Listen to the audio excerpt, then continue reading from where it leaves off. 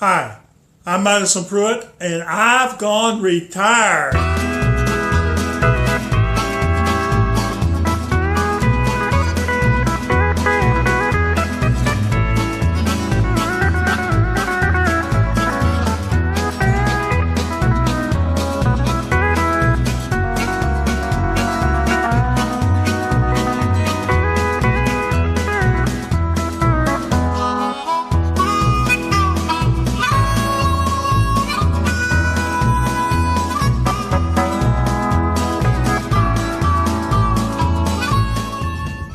Well, this is what a typical RV park looks like up here.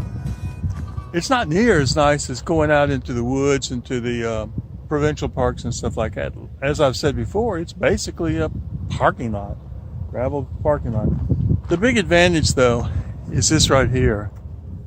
It's got hookups because it was really, really hot last night and I needed the air conditioner running for a while.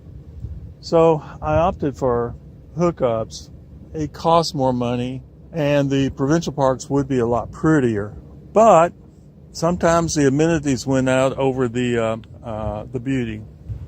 I'm going to be headed to Carcross pretty soon, leaving this place.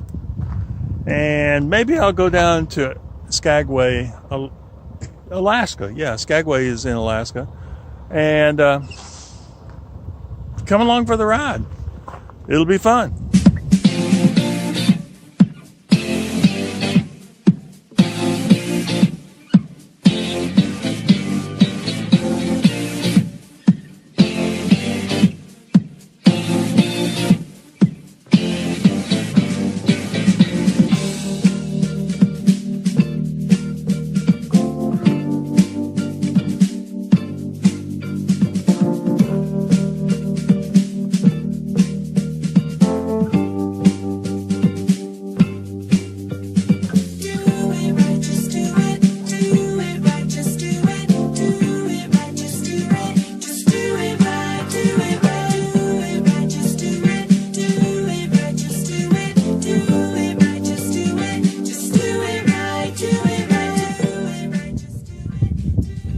You just gotta look for the beautiful spots when you find them. Take advantage of them. They're all over the place.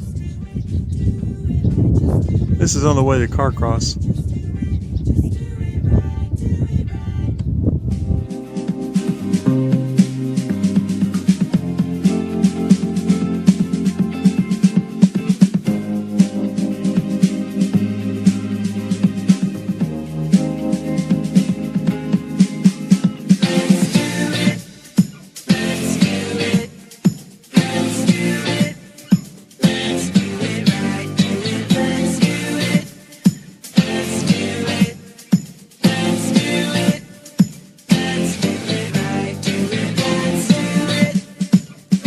This is on the way from Carcross down to Skagway. Isn't that gorgeous?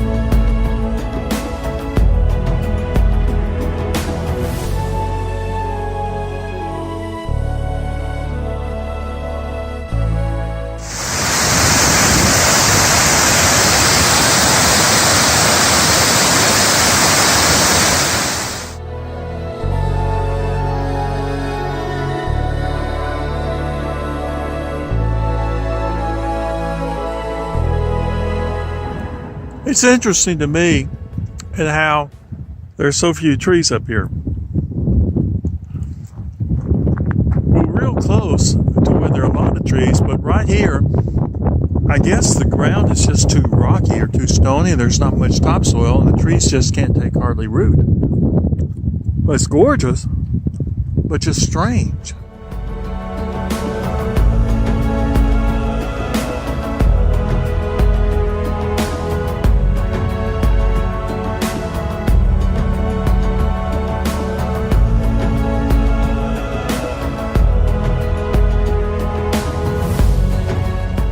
This is Skagway, and the cruise ships are in. Now, historically, the cool thing about Skagway was it was where a lot of people from the 1898 gold rush, this is where they would actually come first, and then they would go up to Whitehorse, and then from Whitehorse they would take a riverboat up to Dawson City. Now, I don't see too much of the original gold rush around here, but I see a lot of gold. It's primarily one shop after another like this. Expensive stuff, fancy stuff.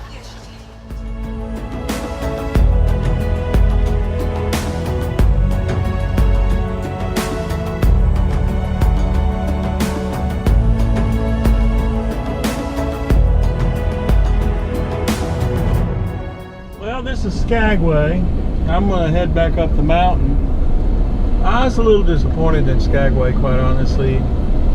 It's basically just a tourist trap town. They have a little bit of historical stuff, but mostly it's stores selling diamonds and jewelry and junk, all kinds of junk. So you didn't really get a strong historical feeling, I didn't think. So I was a little disappointed. But it is what it is. It was real funny once the tourists all settled down. It just kind of calmed down. I think I should have probably turned back there.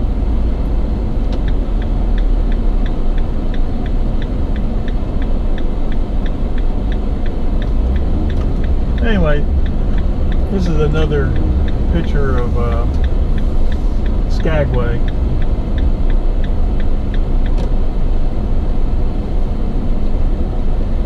One of the boats still must be here. You can see it's just basically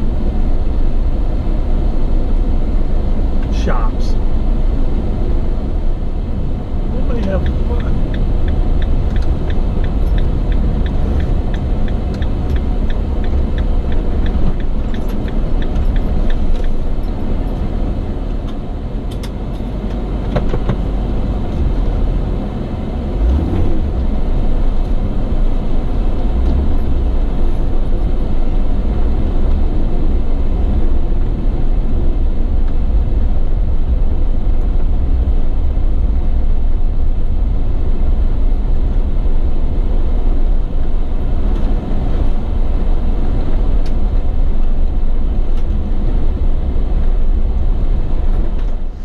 This is where I'm going to be spending the night tonight.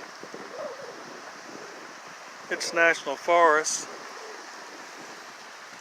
so I'll be boondocking. $10 a night. Actually, I could have gotten it for $5, but I couldn't. I momentarily couldn't find my senior pass. With the senior pass, you get a 50% discount. But man, I like boondocking. It just tends to be a lot nicer. You have a lot more space between the rigs. You're in the nature. And it's a heck of a lot cheaper. But you gotta be comfortable with the idea of boondocking.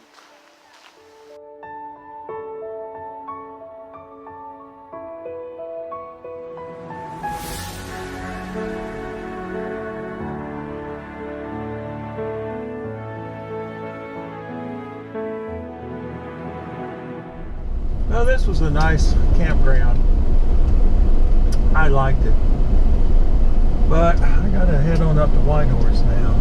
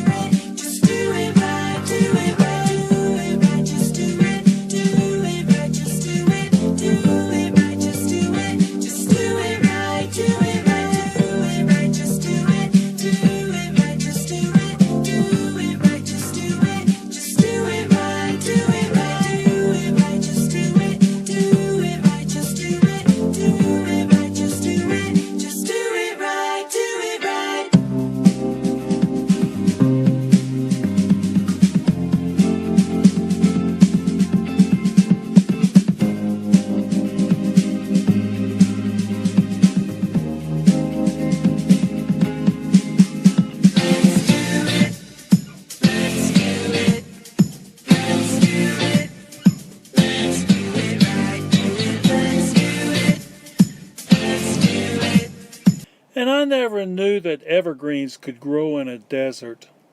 If you can really call this a desert or not, but it's called the Carcross Desert, the world's smallest desert, whatever. This is called Emerald Lake. Isn't that gorgeous? The green color is caused by a layer of calcium carbonate clay on the bottom of the lake.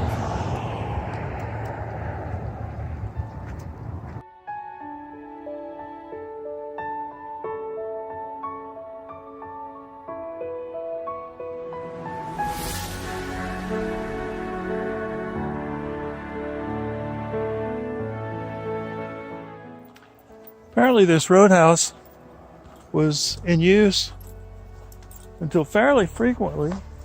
It was part of the Skagway to Whitehorse rail line. It was sort of a rest house, roadhouse. They're trying to preserve it, but it's going to be hard too. Anyway, here it is.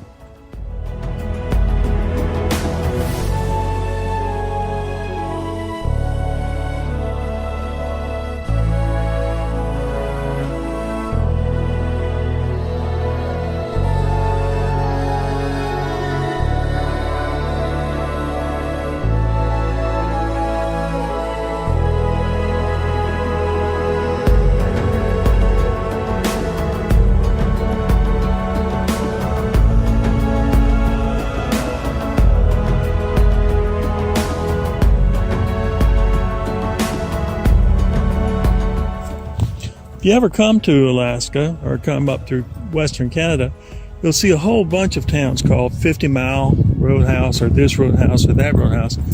And basically they were just simply stopping points where travelers could rest up, eat a bite, maybe even spend the night. Looks like we got some old log cabins here. They're kind of falling down though, aren't they?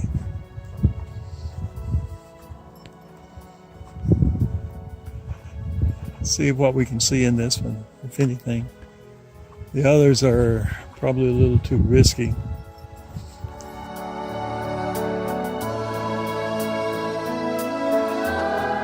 Yeah, nature has a way of taking back control, doesn't it?